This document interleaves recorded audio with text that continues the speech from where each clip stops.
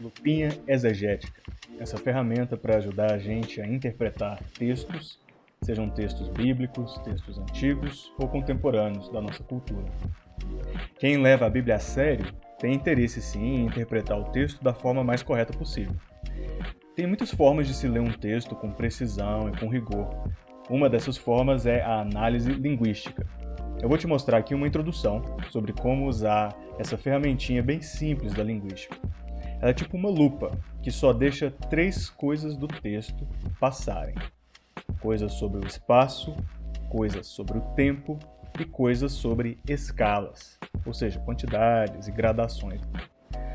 Isso me lembra um conjunto de perguntas que, na época que eu estudei jornalismo, eles ensinavam a gente sempre a fazer, na hora de escrever uma matéria, uma reportagem. As perguntas eram: o que aconteceu, com quem, por quê, onde, quando e como. Isso já é uma série de perguntas bem conhecida, né? Até da época de Aristóteles, ele já fazia essas perguntas bem básicas. Talvez até antes, né, com a filosofia hebraica. São perguntas intuitivas, porque geralmente a gente quer saber, quando a gente está analisando uma notícia, o que aconteceu, com quem aconteceu, por que aconteceu e também onde, quando e como isso aconteceu.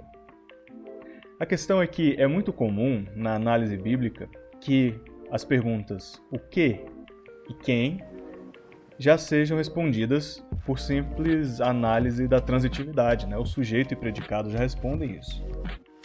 Que alguma coisa aconteceu a alguém por alguma razão. Já essa parte de alguma razão, as orações subordinadas adverbiais causais tomam conta disso.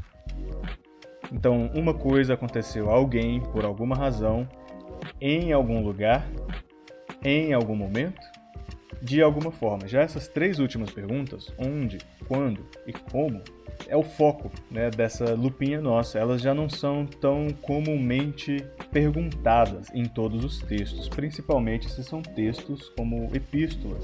Elas não lidam tanto com uma narrativa.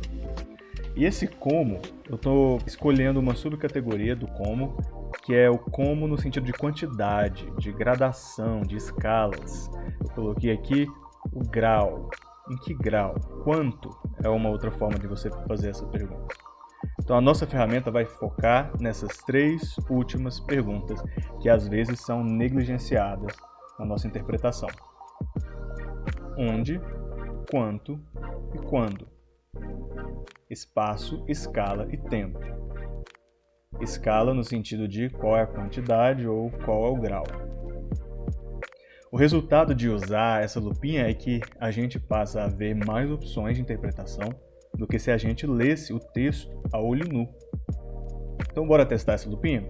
Vou colocar aqui o grego de João, capítulo 14, versículo 26. Nesse caso, lá no finzinho desse versículo, do versículo 26, o Consolador, que é o Paracletos, hipominis imas pantaiponimi, lembrará-vos tudo o dito a vós. Essa é uma tradução bem grosseira.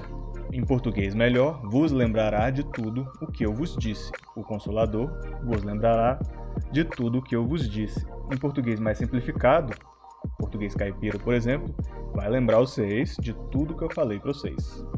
Mas vamos ficar com a versão mais palavra por palavra. Lembrará-vos tudo o dito a vós. Existe então pergunta de escala sobre quantidades e gradações. O que é que os comentaristas dizem sobre esse versículo com relação à escala?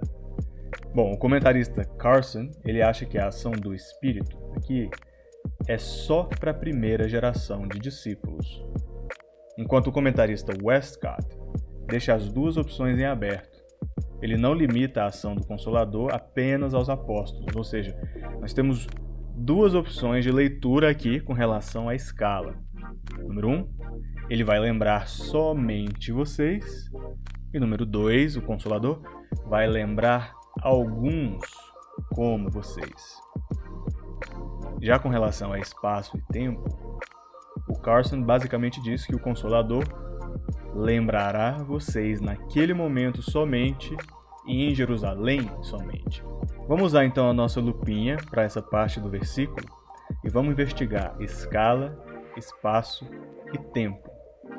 Escala é sobre quantidades, gradações, escopo, de novo, então lembrando, espaço é sobre pontos e áreas geográficas e o tempo é sobre pontos e áreas cronológicas.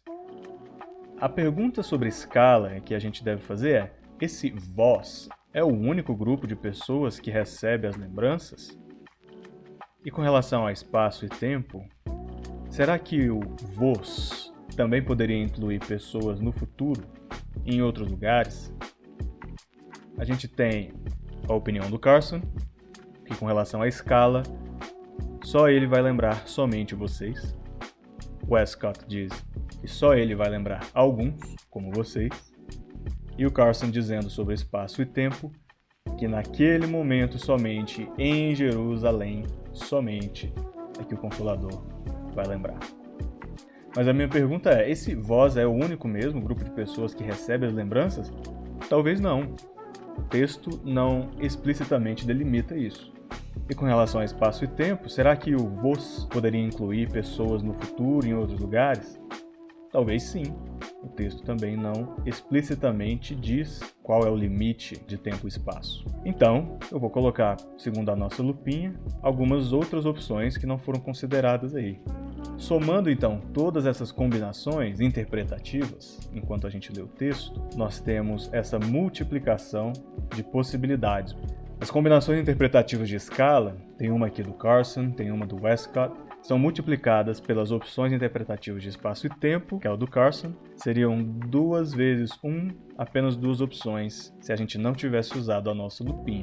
Mas, se adicionarmos as opções encontradas com a lupinha, nós temos 1 vezes 2 vezes 4, já temos 8 opções de interpretação.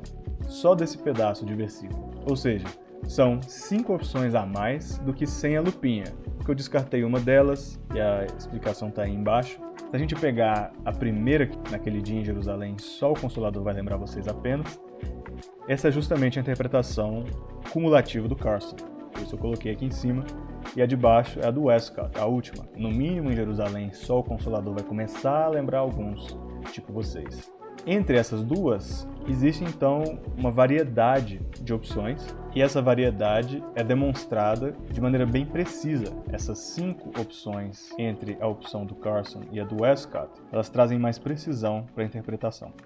Resumindo, o texto bíblico mostra ou omite informação sobre escala, espaço e tempo.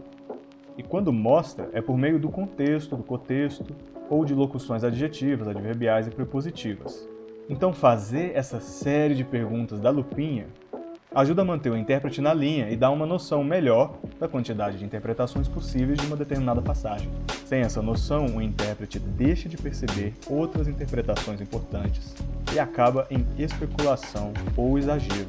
Quanto menor o número de afirmações imprecisas, então, num comentário, menor a necessidade de debates entre estudiosos. E a gente evita a multiplicação desnecessária de vertentes acadêmicas que vão surgindo, de debates que nascem de falsas dicotomias, debates que nascem de confusão entre a parte e o todo, ou de argumentos baseados no silêncio. Perguntas de escala, espaço e tempo, que nem essa da lupinha, elas podem ser usadas tanto como ponto de partida para questionamentos exegéticos, que são aqueles que ancoram melhor os intérpretes no texto original, também podem ser usadas como método de revisão do trabalho de intérpretes. E aí ela vai identificar o que é que esses intérpretes podem ter deixado passar no texto ou adicionado ao texto indevidamente. Sim, eu sei, é demorado, mas esse procedimento desacelera a análise textual, forçando o intérprete a passar mais tempo nos componentes básicos do texto. Tá aí a nossa lupinha de escala, espaço e tempo, a lupinha exegética.